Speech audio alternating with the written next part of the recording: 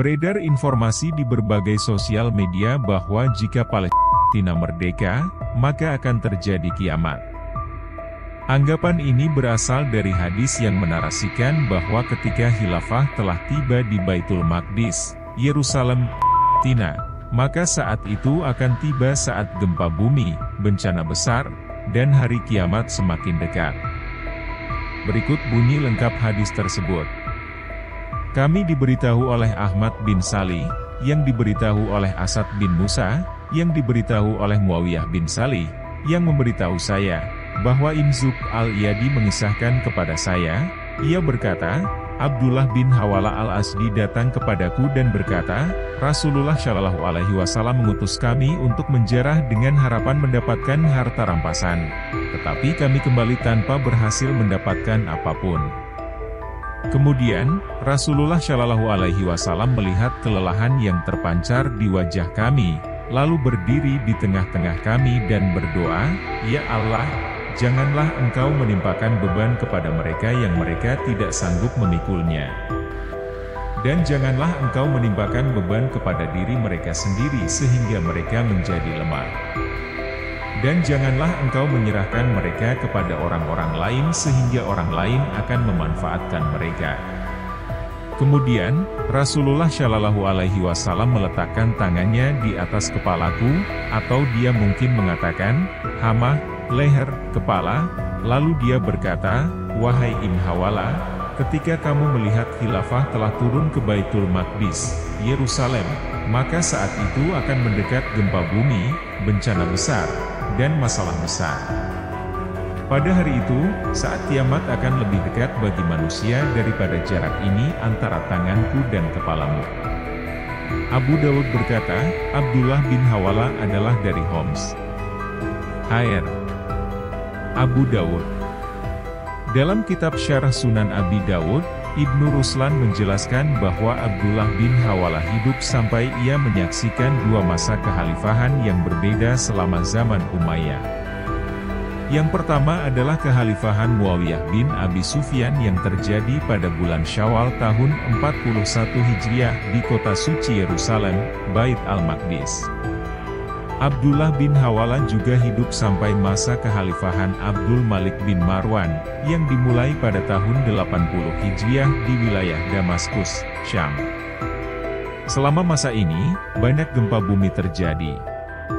Pada tahun 90 Hijriah, gempa-gempa bumi mengguncang dunia hingga bangunan-bangunan tinggi hancur. Selain itu, ada konflik besar antara Al-Hajjaj bin Yusuf al-Sakafi, yang merupakan gubernur di wilayah Irak, dan Abdullah bin al-Asyates, pemberontak, yang berlangsung selama 100 hari dan melibatkan 81 pertempuran. Kualitas hadis. Dalam catatan kaki yang ditulis oleh editor yaitu Syuaib Al-Arnaud menyebutkan bahwa hadis ini dianggap lemah. Hal tersebut disinyalir dari perawi-perawi dalam rantai riwayat hadis ini menimbulkan keraguan. Muawiyah bin Salih, meskipun dianggap sebagai perawi yang kuat, terlibat dalam beberapa riwayat hadis yang mencurigakan, yang mempengaruhi tingkat kepercayaan terhadap hadis ini. Selain itu, ada ketidakpastian tentang status Abdullah bin Zub, atau Zub bin Abdullah, dalam riwayat hadis ini. Beberapa ulama hadis menganggapnya sebagai perawi yang kurang dikenal dan tidak terpercaya. Ketidakpastian ini menciptakan keraguan tentang kesahihan hadis. Begitu pula dengan adanya variasi dalam penamaan dan atribusi perawi dalam riwayat hadis ini, yang menciptakan keraguan tentang konsistensi dan keandalannya. Isi hadis ini juga dianggap tidak sesuai dengan sunnah yang telah dikenal dan diterima oleh umat Islam. Hadis ini memuat ramalan tentang kejadian-kejadian besar di masa depan, yang bisa dianggap sebagai perkiraan yang tidak cocok dengan karakter hadis-hadis yang lain. Karena hadis ini lemah, maka tidak dapat dijadikan hujjah. Bahkan dalam himpunan putusan tarjih, HPT, Jilid 1 disebutkan dalam kitab Iman kepada Kitab bahwa, kita wajib percaya akan hal yang dibawa oleh Nabi Shallallahu Alaihi Wasallam, yakni Al-Quran dan berita dari Nabi Shallallahu Alaihi Wasallam yang mutawatir dan memenuhi syarat-syaratnya. Dan yang wajib kita percayai adalah yang tegas-tegas saja. Persoalan kiamat adalah permasalah akidah, sehingga hadis lemah tidak dapat menjadi pegangan. Dalam majalah Suara Muhammadiyah nomor 7 tahun 2009 juga memuat penjelasan tentang keyakinan Muhammadiyah tentang hari kiamat dan Imam Mahdi. Dalam fatwa tersebut disebutkan bahwa kalau tanda-tanda itu diterangkan oleh dalil-dalil Al-Quran dan hadis-hadis yang mutawatir, maka Muhammadiyah meyakininya, karena sesuai dengan manhaj yang dipegang Muhammadiyah, menyangkut soal itiqad, keyakinan, dalilnya harus mutawatir. Hari kiamat, hak istimewa Allah. Al-Quran dan hadis merupakan dua sumber utama yang menjelaskan pentingnya hari kiamat, dan mempertanyakan keberadaannya berarti meragukan inti ajaran Islam. Sejak zaman dahulu, manusia telah terus memikirkan dan penasaran tentang waktu yang tepat datangnya hari kiamat. Pada saat-saat ketidakpastian ini, Allah telah memberikan penjelasan dalam Quran Surat Al-A'raf ayat 187. Mereka menanyakan kepadamu, Muhammad, tentang kiamat, kapan terjadi? Katakanlah, sesungguhnya pengetahuan tentang kiamat itu ada pada Tuhanku, tidak ada seorang pun yang dapat menjelaskan waktu terjadinya selain Dia. Kiamat itu sangat berat, huru-haranya bagi makhluk yang di langit dan di bumi, tidak akan datang kepadamu kecuali secara tiba-tiba. Mereka bertanya kepadamu seakan-akan engkau mengetahuinya.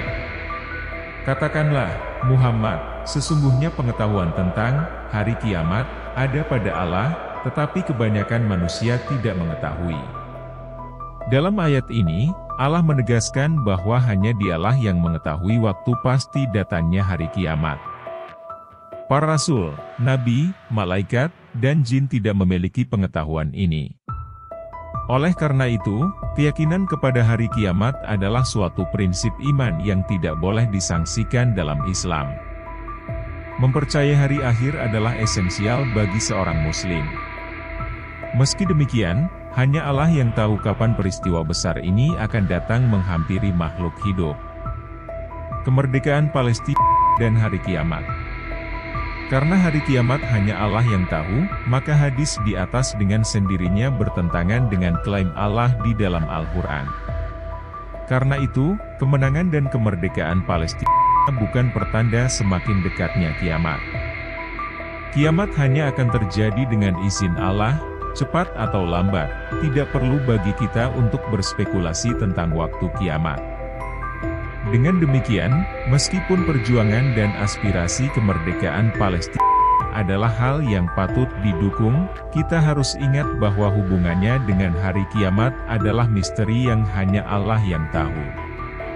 Kemenangan dalam perjuangan ini akan datang dengan izin Allah dan tidak boleh dianggap sebagai tanda langsung datangnya kiamat. Momen kiamat akan datang sesuai dengan rencana dan kebijakan Allah, dan kita harus hidup dengan keyakinan ini di hati.